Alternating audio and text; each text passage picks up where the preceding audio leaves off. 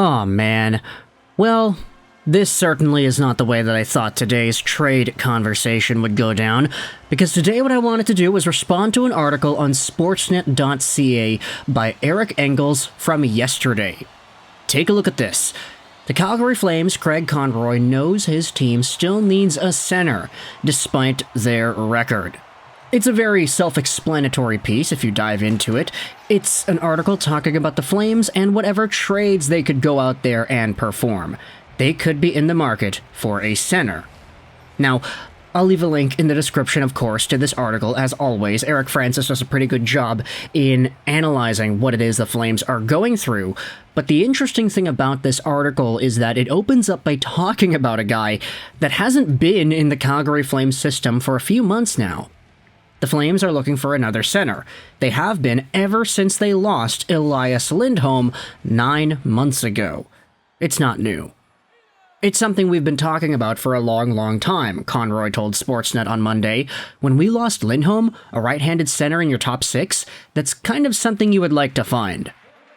Now, to the Flames' credit, they did get themselves a pretty significant haul for Elias Lindholm. Yermo, Brustevich, Kuzmenko, a draft pick that eventually became Matvei Gridin. There's a lot to like here, out of the Elias Lindholm trade from the Calgary Flames' point of view.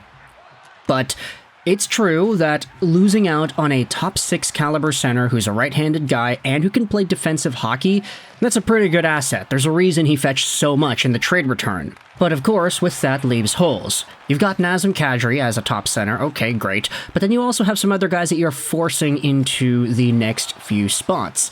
Is it an easy thing to find? Probably not. He certainly found that over the summer when the issue became more pressing, putting a whole lot more at stake with Martin Pospisil's audition up the middle. So far so good, with Pospisil and the rest of the centers who have been integral to the team's franchise best start at 4-0-1. Regardless of their surprising success, the plan though has not changed. Craig Conroy's top priority is to find an age-appropriate center, which he defines as being a player between 23 and 25 who has pro experience, someone who can be a part of the long-term plan in Calgary. Think Kirby Dach, a 6'4", 221-pound, 23-year-old who shoots from the right side. Now, this is a very direct way of talking about whom it is the Calgary Flames could be interested in. And Kirby Dach of the Montreal Canadiens is brought up right there, front and center, by Eric Francis.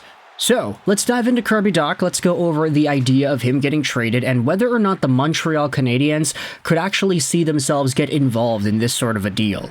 Dach is 23 years old, 6'4", 216, right-handed center, drafted by the Blackhawks in the 3rd overall spot in 2019. He eventually got traded over to Montreal. He's making $3.3 million a year till the end of 2025-2026, and admittedly, Dach has gone through a very difficult path. He's been injured multiple times for multiple years, and it's really slowed down his development in certain parts of his career. In 2020-2021, he lost out on the majority of the NHL season because, as the captain of Team Canada at the World Juniors, he ended up getting hurt in one of the exhibition games. He only had 18 games played in that season as a whole. Eventually, he kind of fell out of favor with the Blackhawks, playing a full season but not really producing too much, before getting traded to Montreal and putting up a career-high 38 points in 58 games played.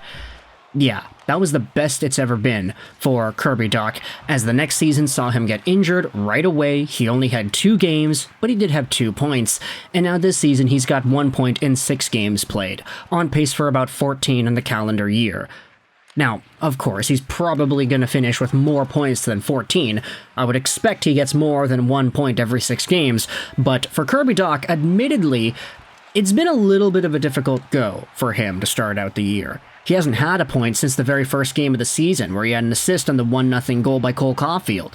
Other than that, Kirby Dach has had a pretty difficult time consistently stringing together offense and being able to produce results.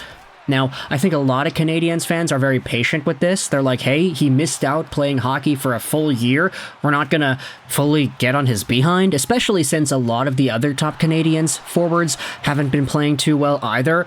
Say what you want about Suzuki, Slafkovsky, and Caulfield and their point production, but Admittedly, their on-ice play just has not looked as crisp nor as cohesive as it has in the past. A lot of these guys can play significantly better than what they've shown off so far. The only difference is that top line just happens to be still scoring points. So for Kirby Dach, he's kind of going through a little bit of that same spell, but he's just not producing, so it looks a little bit worse on his behalf.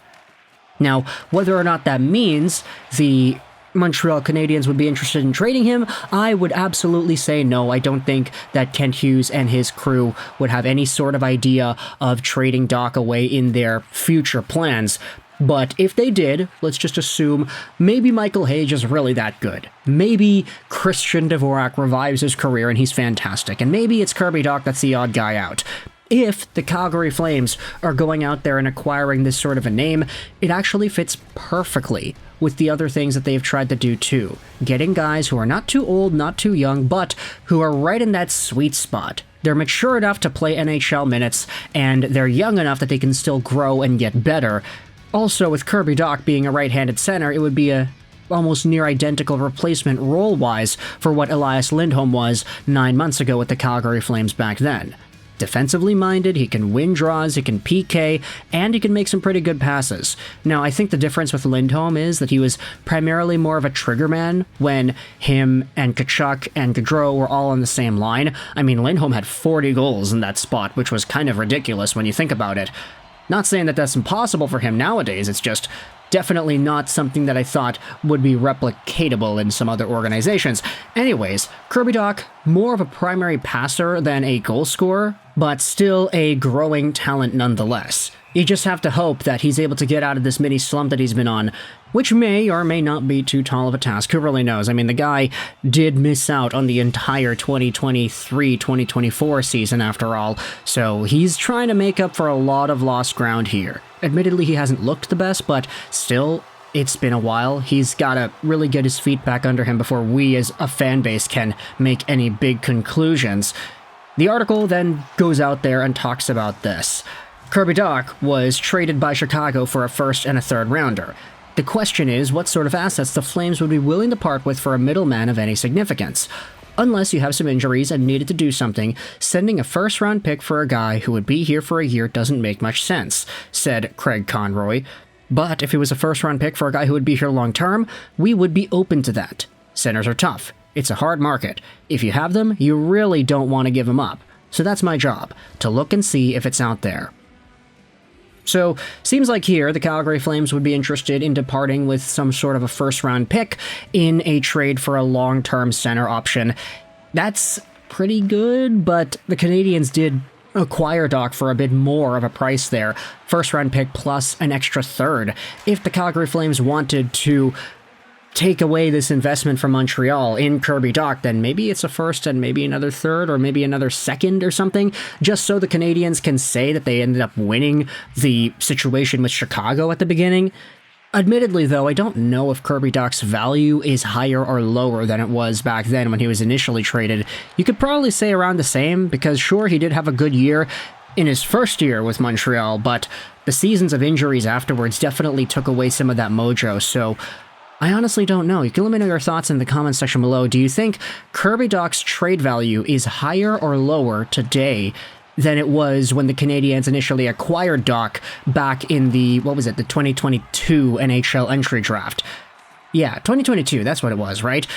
What are your thoughts on his value then? What are your thoughts on his value now? And if you're a Calgary Flames fan, is Kirby Dach the guy that you think you should target as a potential right-handed center option for the long term? Is he your guy, or would you rather see the Calgary Flames and Conroy go after somebody else on the trade market? If it's a first-round pick, who is it that you would feel comfortable acquiring?